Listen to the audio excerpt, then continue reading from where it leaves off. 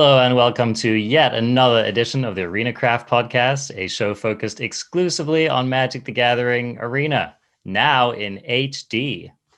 Oh, just visual, I guess. But anyway, yes.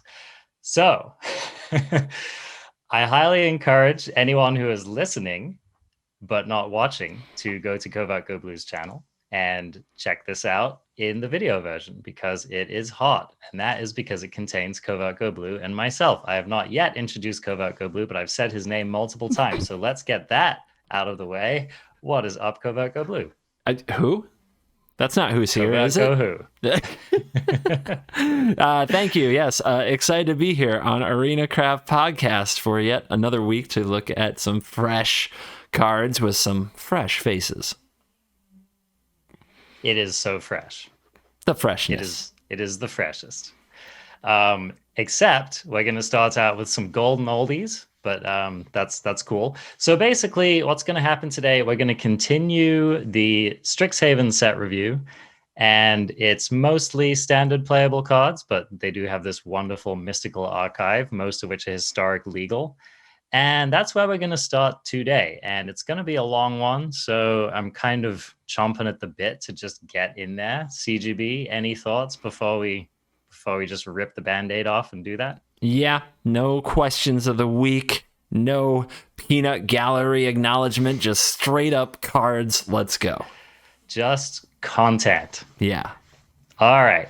Sounds good. Well, we're all here for the cardboard crack. So the first card we're going to talk about today in the Mystical Archive is Tezzeret's Gambit.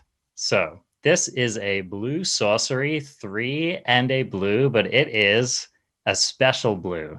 It is a Phyrexian blue. Is this the first Phyrexian mana card that is coming to Arena? I want to say yes. I believe that's true. I think so. Yeah, I think it is. And so before we read the rest of the card, let's just discuss what Phyrexian mana is, because it's very, very important. So a Phyrexian mana can be paid with either just 1 pip, 1 source of the color that it is, or it can be paid with 2 life.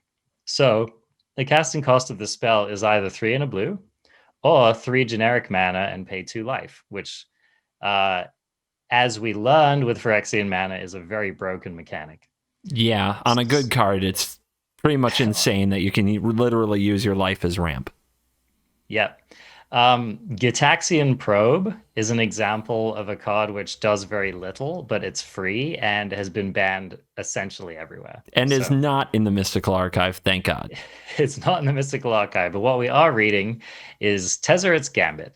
So this is, again, 3 and a blue. The blue is Phyrexian mana, sorcery. And it says draw 2 cards, then proliferate. So yeah, this one is not a banger. Not the best card ever. If it were an instant, I'd be a little bit more excited about it. But as it stands, I don't imagine this being playable. What do you think? You can minus your Narset again. There you go. That's what I got. That's what I got. I don't think that 3 mana, pay 2 life, sorcery speed, draw a card, and proliferate is gonna cut it in current historic, but if it had been something cheaper, it doesn't take much. Like once you get down to 2 and 1 mana with Phyrexian mana cards, they start getting serious, especially with Storm as a mechanic. So I'm glad that they printed this if they were going to print something like that, because I don't think this is busted. Yeah, no, exactly. This next card, however, is not a joke, so why don't you read it for us? Grapeshot is 1 and a red for a sorcery that deals 1 damage to any target with Storm. Dun, dun, dun. Storm. We talked about Weather the Storm and Mind's Desire last week, I believe. I don't remember if we mentioned that Storm counts spells cast by the opponent. That was something that kind of hit me later. Does it? Yeah, I had forgotten about that. Copy it for each spell cast before it this turn. That means if your opponent casts 1 or 2 cards and then you or just put them on the stack, that also sets off Storm cards. So that's interesting. Grapeshot's the kill card, right? A lot of Storm decks will use it once they hit that critical Storm mass to just dome the opponent to death. Yep, exactly. One nice thing about Grapeshot is that it's fairly cheap. So you can stick it at the end of your long chain of spells, hopefully. But yeah, again, basically combo finisher. Probably don't see it outside of a dedicated Storm deck. Do you think you'll see any of these in like the runaway Steamkin burn decks that sometimes just pop off with multiple light up the stages and a few get to lava runners and Wizard's Lightning, and then could finish that cycle with Grapeshot you for 7? Yeah, it's an interesting idea. It's worth a an try. interesting idea. Yeah, no, I think so. I think red mages should definitely take a second look at this card. It definitely gets better if you have running a deck with like Bergie in it, right? Yeah, Steamkin, Bergie, light up the stage, whatever. It's possible we might see like a more storm-focused red deck in Historic. Yay, I love red decks that take a long time and burn your face. Oh my goodness, Yay. dude. Yeah, CGB has been waiting for this one, man. Okay, next card, Mizzix's Mastery, 3 and a red, sorcery, exile target card. That's an instant or sorcery from your graveyard. For each card exiled this way, copy it, and you may cast the copy without paying its mana cost. Exile Mizzix's Mastery, and it has Overload, 5 red, red, red. You may cast this spell for its overload cost. If you do, change the text by replacing all instances of target with each. Okay, so this card strikes me as a combo card, right? Like you try to get in the first 2 or 3 turns of the game a really impactful instant or sorcery in the graveyard, and then you try to hit it with this. Mm-hmm. Is this a card you're familiar with in the past? Like, does this have an established history of play? I've never played with this card, and I don't remember it from any decks that I've seen, so it might be from an age where I wasn't as focused on Magic as I was other things in life. Sad, I know. It's gotta be, like, immediately I read it, and I'm thinking, if we discard Mind's Desire to Cathartic Reunion and then target it with Mastery, that's already one spell. Like, the Mastery counts as a spell, then the Mind's Desire is a spell, right? And so now you just need other things. Just play some Ornithopters, Tormod's Crypts, and Mox Ambers, and you're doing something. I don't know if it's an essential part of that deck, but it does seem like Thrill of Possibility and Cathartic Reunion mean you discard some epic card and then this casts it. I mean, that works with ultimatums as well. If you want to cast an ultimatum for 4 mana, you can. So there's probably some use for this that is good. Yeah, Spell Reanimator. We're getting Time Warp in the format in this release as well. So that's not the worst thing to hit with Mizzix's Mastery. What's that 9 mana card? It's like Rise of the Dark Realms. It's got Liliana on it, and it's like 9 mana, and it brings all creatures from all graveyards under your control. That's a fun one. That's a thing. That's a good one. Thing. Yeah. We also have a spell in Historic that draws you 7 cards. So that's a fun one as well. It's Overflowing Insight, I think is the name of that card. So there are definitely bangers. Oh yeah, sure. People will try to brew around this, and if a deck is completely cold or unprepared to it, some meme will happen. This is a memer's card. Will it break competitive? It's going to be hard with Rest in Peace in the format and various other just hate for graveyards that is so popular because of the cat oven. Yeah, it's also a little pricey. You know, that's an issue. Okay, Regrowth. This is just very simple. 1 and a green sorcery. Return target card from your graveyard to your hand. Does Balaged Recovery just render this card completely unplayable? Not in a combo deck where every mana counts, but for the most part, you're right. Balaged Recovery with the option to be a mana is just a way more flexible version. This card was restricted back in my time. You were only allowed to play one of them in your standard deck back when that was a thing. And it hasn't really passed the test of time in that just graveyards have become things that can be interacted with, exiled and removed if they matter. The process of getting something into the graveyard, if you're casting a strong enough spell, means you're ahead already. Getting it back isn't nearly as important. So Regrowth is a cool old school card with a nice art and frame here that I don't think will have a big part to play in the format. Yeah, I agree. Like, this is the kind of card you play if there's a specific turn in your curve where you want to do a thing, like maybe doing your thing on turn 4 instead of turn 5 makes a really big difference. But yeah, otherwise probably wouldn't play this card. All right, now we have God's Willing. It's a card we already know and love, or perhaps hate if you play a lot against the Feather deck. So it's a nice little reprint here. Art upgrade. Next, I like the art. I mean, that's what we do. We comment on the art if we if we've already seen the card a million times. We just need to like yay or nay the art, and this is a yay. Yeah, this is definitely yay. Definitely worthy. And honestly, it's just nice to see different art styles on Magic. I feel like Magic cards over the last however many years have kind of congealed around a general feel for how the art is. And these arts are just a real departure. So I'm a huge fan of that in general. Even the ones I don't like, I just like that different, Agreed. Okay. Read Natural Order, CGB. Natural Order. 2 green, 4 mana total. Sorcery. As an additional cost to cast this spell, sacrifice a green creature. Search your library for a green creature card, put it onto the battlefield, then shuffle. Ooh. Doesn't matter how big it is. We're going to see a lot of Crater Hoofs, man. That's all I'm saying. Yeah, we would. But this card is banned. Oh, this card's banned? All right. Well, thank God. This was the last of the banned cards to get revealed. So, no, we won't be Crater Hoofing on turn 3 for lethal. Yeah, that to be sure is exactly what would be happening on like minute 1 in Historic if this card were legal. So, very glad to see that. Okay, next we have a reprint of Agonizing Remorse. It is cool. It's kind of like almost a comic book style art. I really dig it. I think this one's okay. There's something weird about the angles on it. It's like, you know what I mean? The dude is like doing a serious back bend there. I don't know. This one's medium for me. And the dagger, you said comic. Yeah, it's a very comic like dagger. So yeah. I like how you managed to actually dagger the card as well. Got him. Meta CGB. Very meta. All right, next card. Increasing Vengeance, red, instant. Copy target instant or sorcery spell you control. If it was cast from a graveyard, copy that spell twice instead. You may choose new targets for the copies. And this has flashback for 3 red. Flashback is you may cast this card from your graveyard for its flashback cost, then exile it. So, another spell doubler, which doubles harder in the late game.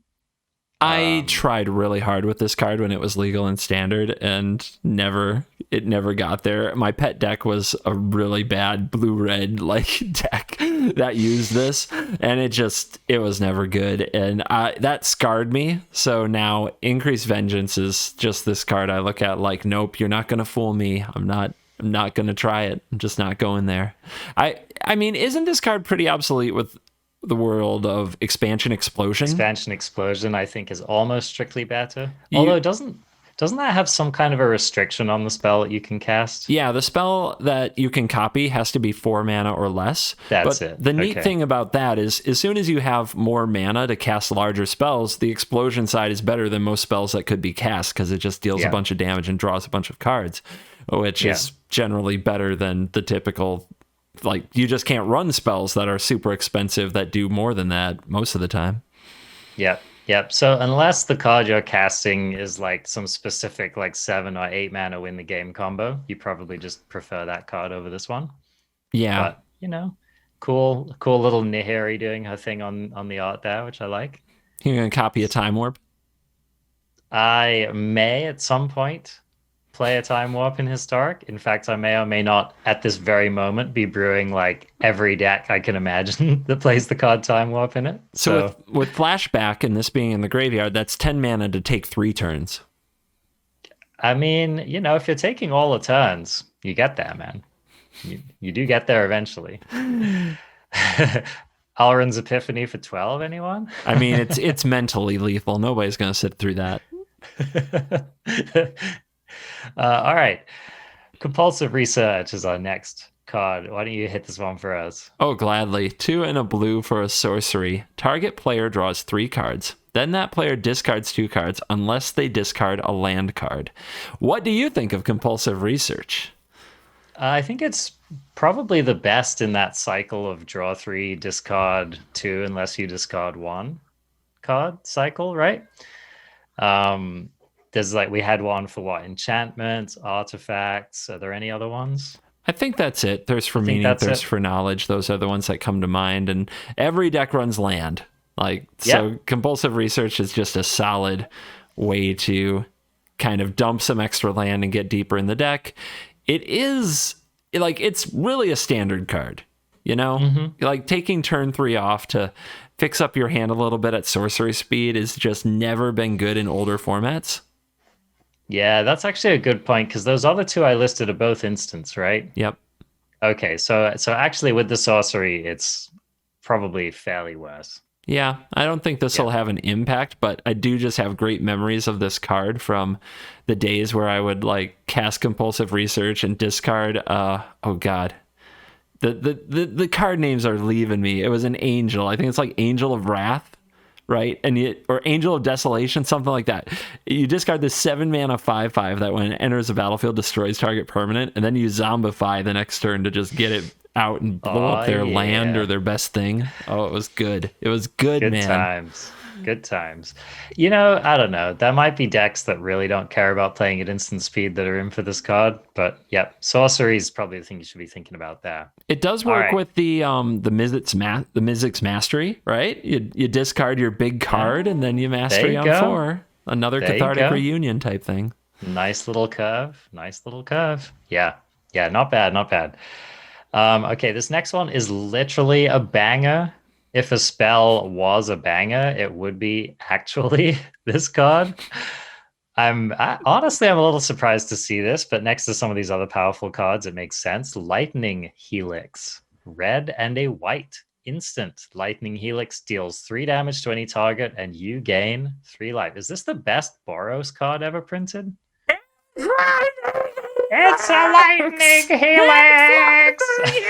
If you don't know what we're doing, you can look this up on YouTube. Yeah. Like, it's one of the most popular clips and probably the most famous top decks ever because of the enthusiasm of the call. But in the semifinals of Pro Tour, a player top decked the Lightning Helix when it was the only out.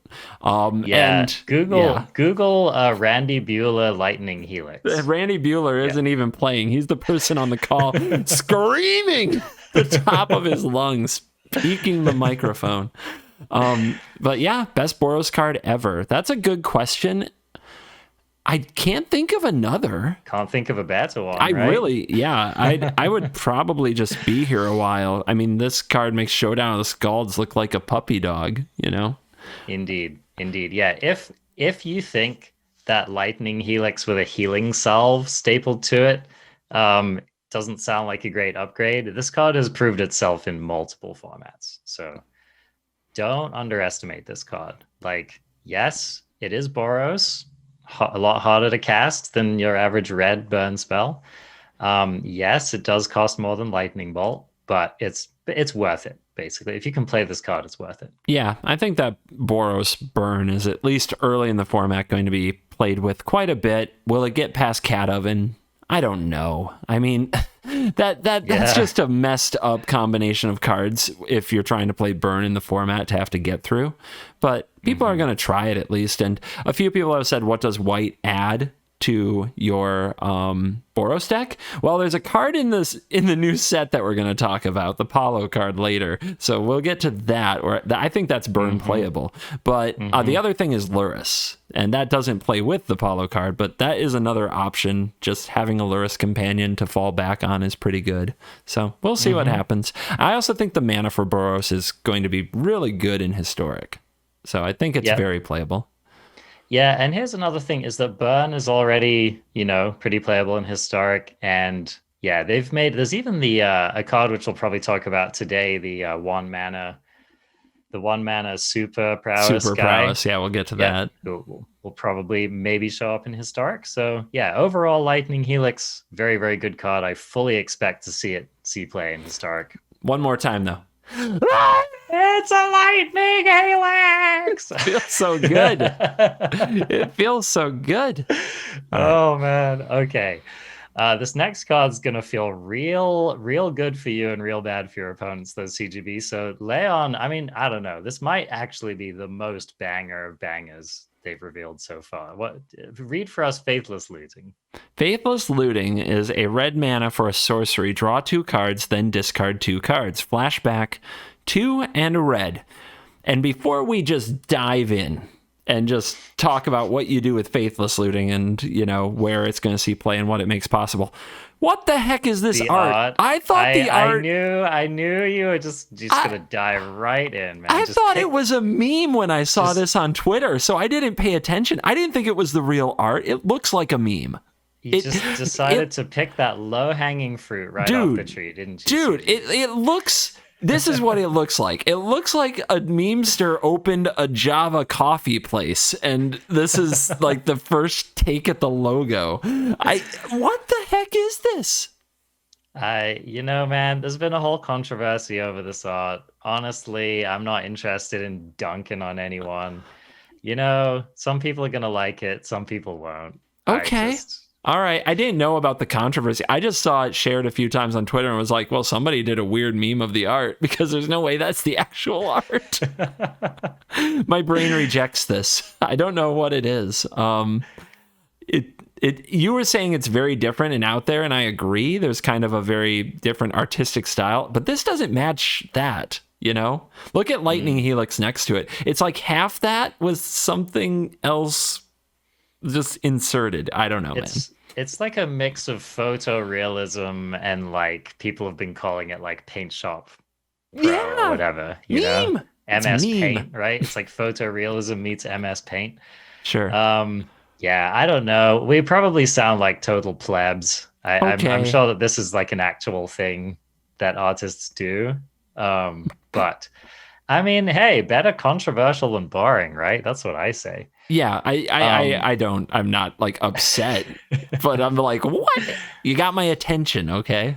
It's definitely an intention getting card. So let's talk about Faithless Looting. First of all, banned in Modern. I don't know if it's banned anywhere else, but this card was basically the card that made Arclight Phoenix a tier 0 deck in Modern for like a hot minute there. 2 years. Like 2 years of Arclight Phoenix domination in Modern. Yeah. So any card that can make, you know, the raging dumpster fire that is Arclight Phoenix playable is pretty exciting. And you're coming after me for having opinions about the art. You just straight up crapped on a deck that is beloved to many. Like, you know, like people before Yorion was printed, I think Arclight Phoenix was like trap number 1, right? It was trap card number 1. Dude, just because you can't draw an Arclight Phoenix in your top 30 doesn't mean other people aren't just top 8ing a frickin' mythic championship with the deck like Luis Scott Vargas did. Oh my gosh. In a format where people said it was unplayable, I'd like to add. Yeah, I mean, I don't know what that's a comment on. It's probably just the comment on Luis's incredible luck and skill. But needless to say, this is a card that could definitely put Arclight Phoenix back on the map in Historic. I mean, it's priced to move. It draws a bunch. It discards a bunch. It is card disadvantage. So it's the first thing you have to remember about this card. You're not going up in the exchange. You're actually going down. So the cards entering your graveyard have to matter. You have to be getting that card advantage back and then some from your graveyard for this to be good. But I mean, we have other cards like Hollow One works with this, right? Yes, Hollow One's very good with this. Jerry Thompson got to the finals of a Modern Pro Tour with a Mardu Faithless Looting deck, no Arclight Phoenix, using just Young Pyromancer and Faithless Looting as like an engine of making creatures and drawing through the deck and getting graveyard value. I mean, the card, it seems to be synonymous now. People remember it with Arclight Phoenix, and they think that Arclight Phoenix is what got it banned. But the card was all over the place. Dredge is something that doesn't really exist on Arena, but there's a lot of graveyard-ish stuff you can do. And when you think of this card and Dreadhorde Arcanist hanging out, That's not, I mean, you said it was card disadvantage. That's not card disadvantage. No. That's just freshness right there. That is stone cold killing. In fact, Arcanist recently banned from Legacy. So, man, if they keep printing these 1-mana cards into Historic, we might actually see an Arcanist ban in Historic at some point as well. Because, dude, it's some of the spells, man, are busted. But yeah, they're always looking for like a fall guy. I don't know. Oko did nothing wrong, man. Free Oko. That's what this podcast has become. So, okay. I don't know. CGB and I could probably spend like 20 minutes telling you all of the things you can do with this card. But here's the TLDR. This is one of the strongest cards in this entire mystical archive, and that is saying a lot, right? So just keep an eye on that looting, man. This is another one of those cards which will be like minute 1 the moment this card is released. I can't believe this card and Brainstorm are just like both in this archive. Like suddenly cheap spells super matter. They kind of mattered if you played black. Fatal Push and Thoughtseize are epic. But now cheap spells are all over the place. Yeah, we all can has the cheap spells, and Historic is going to be a different format. I'm putting it out there right now. I think that this is the most important. This collection of cards is the most important release for Historic in the history of the format. That has to be true. It has to be, right? Unless you're honestly gonna say like Throne of Eldraine or something like that. Yeah. But yes, I think that as far as things getting printed directly to Historic, it's not close. It's not close. Yeah. I mean, people are going to look back on this release and just be like, oh my God, that card came into Historic as well. So yeah, I would take like this row of cards that we're looking at over Amonkhet Remastered. Oh, easily. And savage, but it's true, man. It's just true. Okay. All right. We got a couple of reprints here. We got Claim the Firstborn. It's just kind of a weird art, actually. What do you think? It's the classic, the finger of God touching the finger of man, but now we have somebody's little baby, and it's a goblin reaching out to some really twisted looking. Like there's some swords. I don't know. There's like a Nahiri's multiple swords theme happening in this set, right? Like so many of these cards have a bunch of these swords on them. They must have given these artists a briefing. I guess so. I don't know what all that is. This art gets some okay. It's fine. Okay. It's okay. I mean, it's kind of weird, and I don't know what we're trying to do. I'd run it if I had it. I don't think I'd grind an event to get it. That's kind of where I'm at with it. Sure. Yeah. How about this? The next one, Approach of the Second Sun. What do you think of this art? Well, Approach, that reprint and one of my favorites, but we're in a cave that happens to have an opening that looks very similar to the human face. And if you look out over the horizon, you see that, first of all, the first sun rose and seems to be right where the brain is. And the second sun appears to be getting regurgitated out of the throat. This is why we don't have an art review podcast. Yeah, well, we're killing it with the cards. I don't know how we're doing with the art. I don't need this art. It has no bolus horns. Yeah, it's it's a cool art, I would say overall. I think if I had produced this art in middle school, I would have felt proud of it. I don't know. Either you're extremely talented in art and holding back, or that is a savage burn. So drag me for that one. Again, I'm not trying to ruin anyone's day. I'm just okay. All right. Let's see. Tendrils of Agony. We already talked about this, right? It feels like we did. I think we did. Storm kills you. The end. Yeah, it's another Storm kill you card. All right.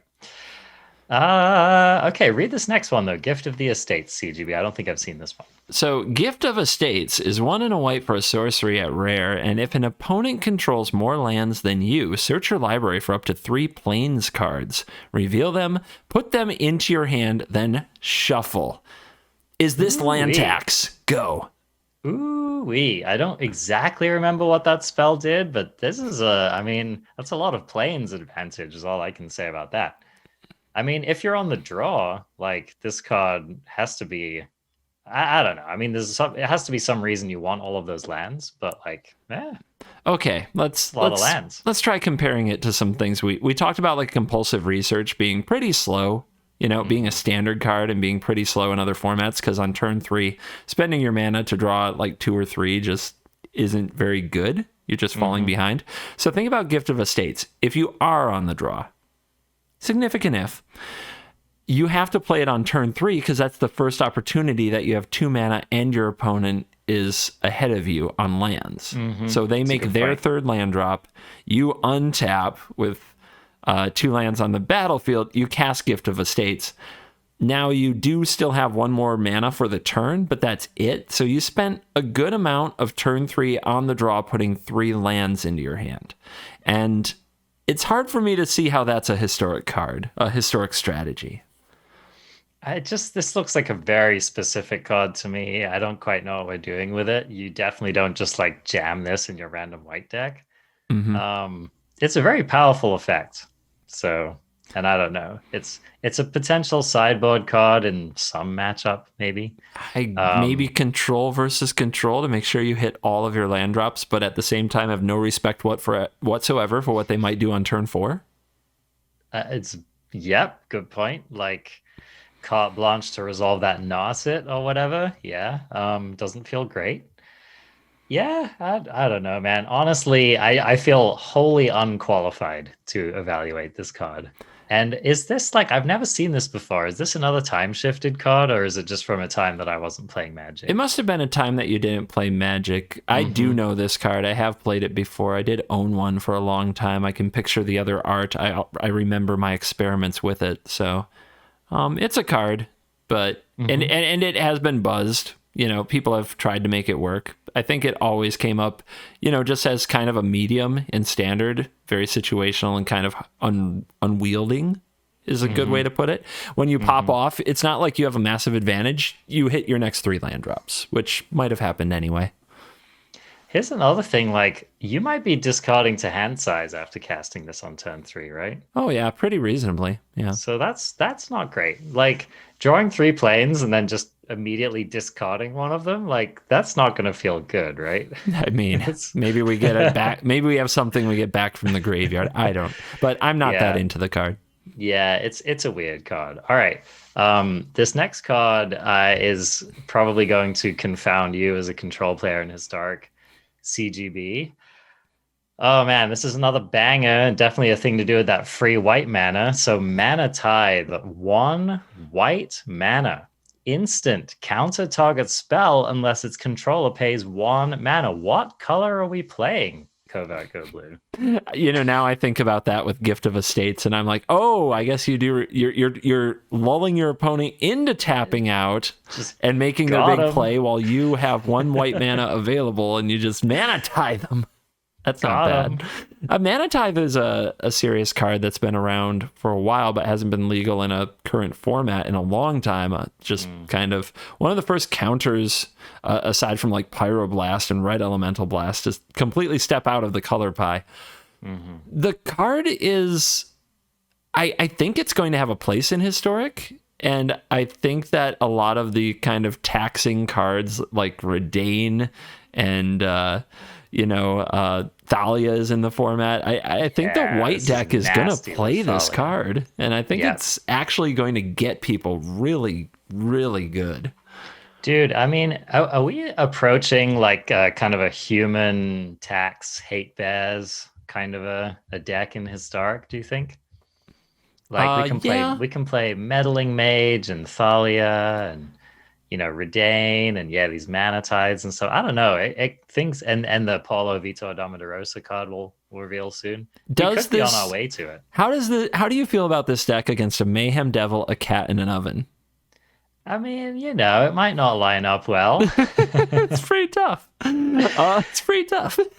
You got to draw the right cards. But so I think that the best hope we have to deal with the Jund power, like it is a Jund format, like the format revolves around that at the time. I think the best chance we have to deal with that, aside from a ban, which I don't think is actually going to happen, is just that the power level of the archive as a whole makes playing Jund worse. And if less people are playing Jund and more people are playing spells, then Thalia, Mana, Tithe, and Redain, and various tax-based cards become a lot better.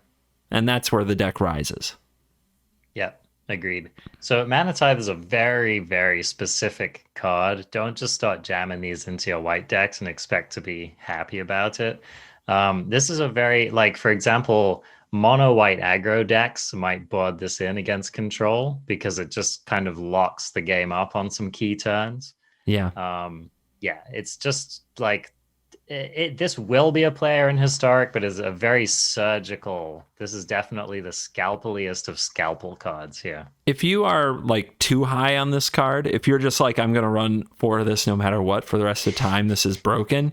Just imagine top decking it on turn 6.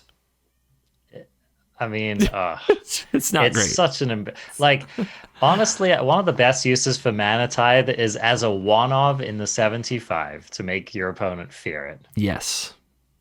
Yep. But just to note, we actually have we have Jwari Disruption, which is basically, it's costs more mana, yada, yada, yada. But we basically already have a Mana Tithe in blue, which is also a land. So I think the Mana Tithe stock has gone down a little bit, in a format in which that is a playable card. Mm-hmm. Okay, hit Tainted Pact. 1 and a black instant. Exile the top card of your library. You may put that card into your hand unless it has the same name as another card exiled this way. Repeat this process until you put a card into your hand, or you exile 2 cards with the same name, whichever comes first. What a card. What? I'm gonna definitely need to read that card again. I will read it again. Exile the top card of your library. You may put that card into your hand unless it has the same name as another card exiled this way. Repeat this process until you put a card into your hand, or you exile 2 cards with the same name, whichever comes first. So you get to keep exiling cards, right? Until what happens? Until either you say, okay, I'm keeping this one, or you hit the same name and you get nothing. It's a gambler's card. That's kind of savage. So I guess the trick here is what's most likely to happen to make you lose out on this card is you hit 2 of the same land, right? That is like in a basic land world. Yeah. If your deck is a bunch of cards and swamps and you cast Tainted Pact and you flip over a swamp, you can take the swamp or you can flip over another card. If it's another swamp, you're done. You got nothing. Okay. Good for digging. Very good card for just kind of getting a bunch of cards off the top. If you only have 1 of every single card in your deck, it's a tutor, right? You just get whatever you want. Yeah, the only problem is if you're playing multiple Tainted Pacts. Yeah, that's true. You have a chance you could of hit 2 Tainted one. Pacts. You could also just keep going until you hit your first Tainted Pact, but then it's awkward because if you hit 2 in a row, you're just wrecked. Yeah, you're kind of hosed, right? So again, this is one of those cards where, and to note, the cards that you don't take are just all exiled, right? They leave the game and that's that, unless they go into your hand. What happens? Okay, how about this? How about you have Tainted Pact, and you only get 1 of them, so this is going to be awkward, but assume that you have, like, ways to get the Tainted Pact. What if you copy it with... Yeah, what if you copy it with Lutri? And yes, I actually heard about this combo. You name, like, something that kills, like, a Jace or a Thassa's Oracle, and then the second one, you just exile your deck. Yep, it's a thing you can do. It sounds a little unwieldy to me. Probably not the best Thassa's Oracle deck in Historic, but it's definitely a thing you could do. I don't know. This card is weird, and I'm not sure. Like, can you play this in just a normal deck with a handful of 4-ofs just to, I guess, at 2 mana instant speed, you get some amount of selection, and we're not sure how much, right? But you play this and you get to reveal a card, and if it's a card you don't have many of, you reveal another and go for what you're looking for, I guess. I don't know. It doesn't seem good. It doesn't seem good. It seems like it's a combo card, in my opinion. Like whether the Tainted Pact is like creating your combo or whether it's finding your combo piece, that's what I'm seeing with this card. It's, I mean, a sweet design though. It's definitely. I look forward to someone trying to break it for sure. Yeah, I look forward to sitting there while they just debate what the heck to do with each one. And then when they hit their double, runner in a row, getting that nice emo. And I'm just sitting there like, it's been 5 minutes. Spoken like a true arena veteran. Yeah. For sure. Yeah, they'll be salty. And I'm the one who had my time murdered. Next card, Eliminate. Do we like the art? Yay or nay? Yeah, I like this better than the other Eliminate art. It's a good one. I like the artist's name on the other Eliminate art is Chris Cold, and that name is awesome. It's just, yeah. But this art is good. It is very good. It has kind of a duress. It's like a different take on duress. But yeah, very striking. I like white, black, and red. Just it's a very, very cool color combination in art. I like it very much. Mm-hmm. Okay. Next card, which is definitely not coming to historic, to the sadness of many. Lightning Bolt. 1 mana, red. 1 red mana, instant. Lightning Bolt deals 3 damage to any target. Cowards. They wouldn't print it into historic. What do you think about that? Should they have? It's probably for the best. I think the like immature side of me wants to be like, well, they printed Brainstorm and they printed Faithless Looting and blah, blah, blah, blah, blah. But like, realistically, I really don't feel like just dying to bolt to the face. Yeah, like those cards don't kill you. Those cards they prolong the game and increase decisions. Lightning Bolt just kills you. Yeah, like imagine how much better the already decent burn deck gets in historic with the inclusion of Lightning Bolt. Like it's this card. Okay. For those of you looking for a point of reference, imagine if Frostbite was always turned on and could hit any target. That'd be a pretty good card, right? That's Lightning Bolt. That's Lightning Bolt. Lightning Bolt is like multiple dials tweaked on cards that have been standard played. Imagine if instead of casting Lightning Strike for 2 mana, you could cast 2 Lightning Strikes for 2 mana. That's Lightning Bolt. Yeah. Imagine if you could just take out 4 of the worst card in your deck and replace them with 4 of the best card in your deck. Imagine if for 3 mana you could light up the stage and then Lightning Bolt and then Lightning Bolt. That's Lightning Bolt. I like this little trip we took through Imagination Land. So that's 2 votes for no Lightning Bolt in historic. I'm also going to downvote the art. Yeah, it's not an iconic lightning bolt to me, and I don't need every bolt of lightning to look exactly the same, but they never do. That's the beautiful thing about bolts of lightning. They're all a little different, and this doesn't even. I don't see a lightning bolt here. I would have never guessed if you just showed me the art with no text. I would have guessed the card had storm, maybe, but that's like this isn't this. And this is going to be the only Lightning Bolt art on Arena for starters. I'm like, not really into it. It's a little bit of an inauspicious introduction. Mm-hmm. Yeah, well, maybe it eases the blow of us not being able to play it. Okay, Duress.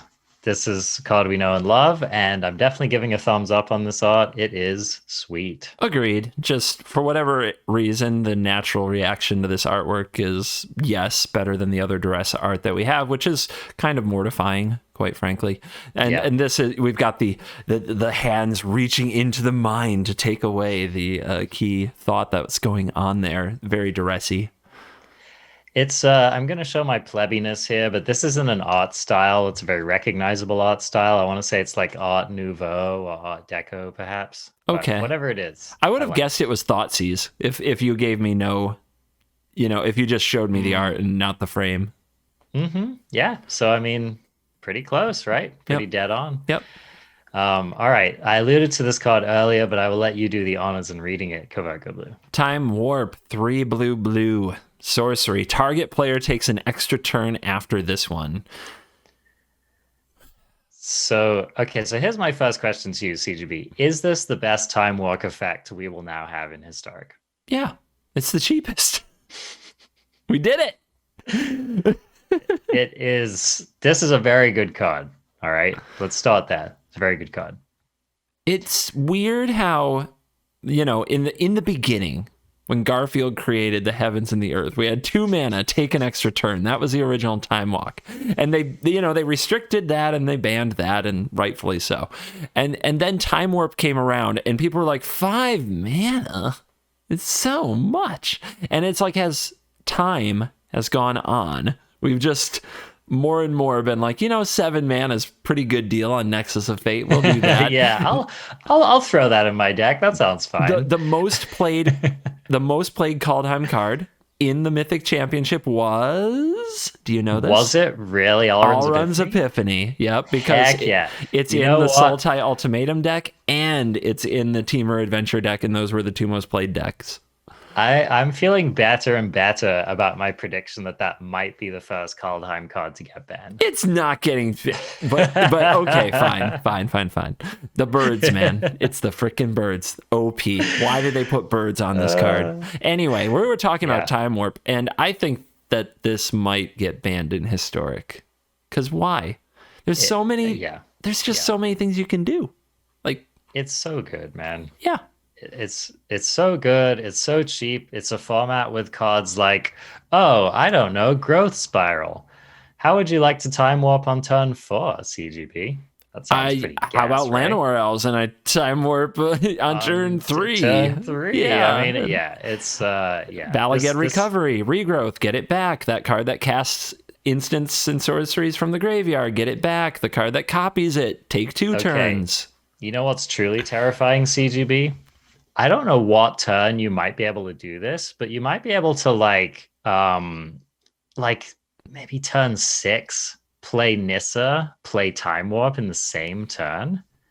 Like, I don't know how the math all lines up. That's correct. Right? I mean, but you're talking about, without ramp. That's a no ramp. Is that a no ramp scenario? That's a no ramp scenario. Growth Spiral, you can do that on 5, Do that on 5, right? So, I mean, that's terrifying. Like, another turn with Nissa is like, that was always the thing, right? If you untap with Nissa, it's just like your odds of winning that game go up so much, right? And that was even your opponent having a turn, right? Let's say your opponent has a turn to interact, but they didn't kill your Nissa. You're still a huge favorite to win that game. In this one, they don't even get the interaction. They don't even get the chance to hit Nissa's loyalty down. They don't get probably they don't get the chance to kill your land. I mean, you're just smacking them you hit them for 9 damage now. It's nasty. I thought, based on Karn's Temporal Sundering and Allrun's Epiphany, that if they printed a card like Time Warp in the year 2021, they would put a clause on it that says it exiles itself. But they just reprinted Time Warp and it doesn't have that clause.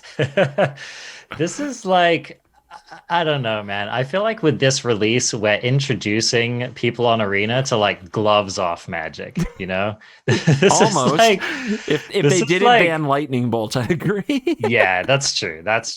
But this is like almost bare Knuckles Magic boxing right here. This is like taped Knuckles Magic boxing here. So, get ready for Time Warp hitting Historic, man. Yep, have fun. It's a hell of a drag. Okay, Infuriate returns with overall a sweet art. I like it. It's an upgrade. I feel the fury. This person is obviously upset. I'm into it. Yep. Got a sweet little bun, sweet little cape. I dig it. Okay, is that the end of the archive? And these are all just alternate arts.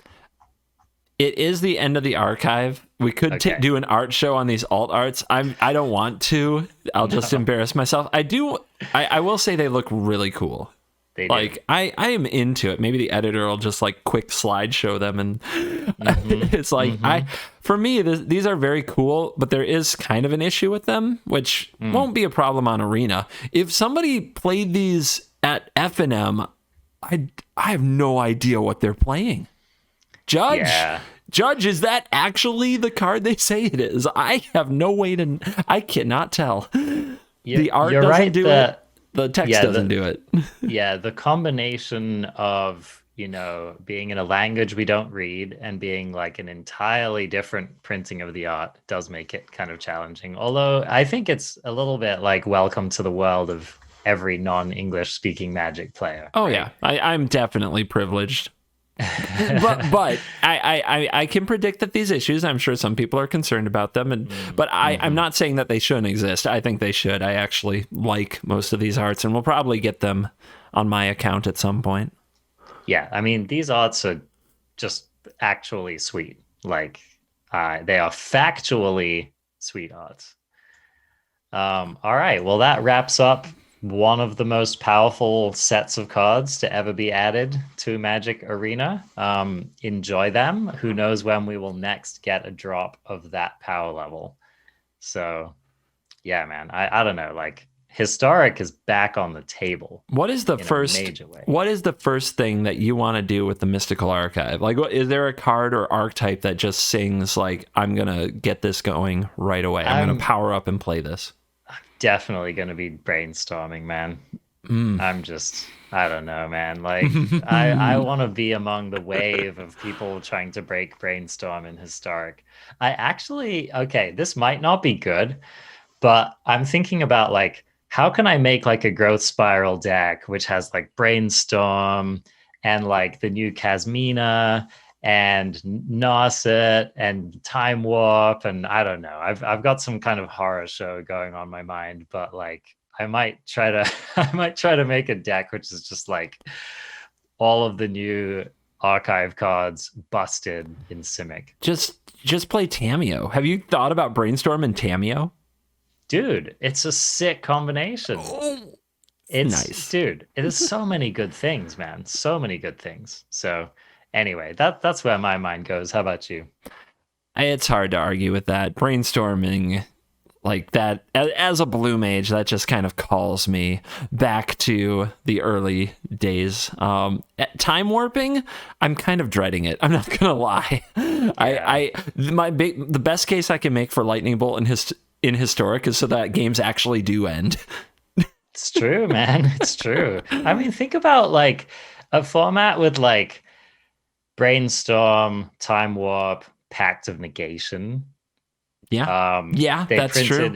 And what's that other filthy one on a blue counter spell? It's Memory Lapse. Memory Lapse. Oh. Like, dude, like this. Oh, there are going to be so many feels bads. I'll tell you what I really want to do. I want to just sleeve up, no bans. There you go. Yeah. Find somebody to play some no bans with. Yeah, that's real gloves off right there, man. Back alley, shanks allowed. Channel, Dark Ritual, Mind's Desire. Let's frickin' go. Let's do this. Little taste of vintage on Arena. Okay. Tune in next week. Danny T. Law versus Covert Go Blue. Gloves off. Let's go.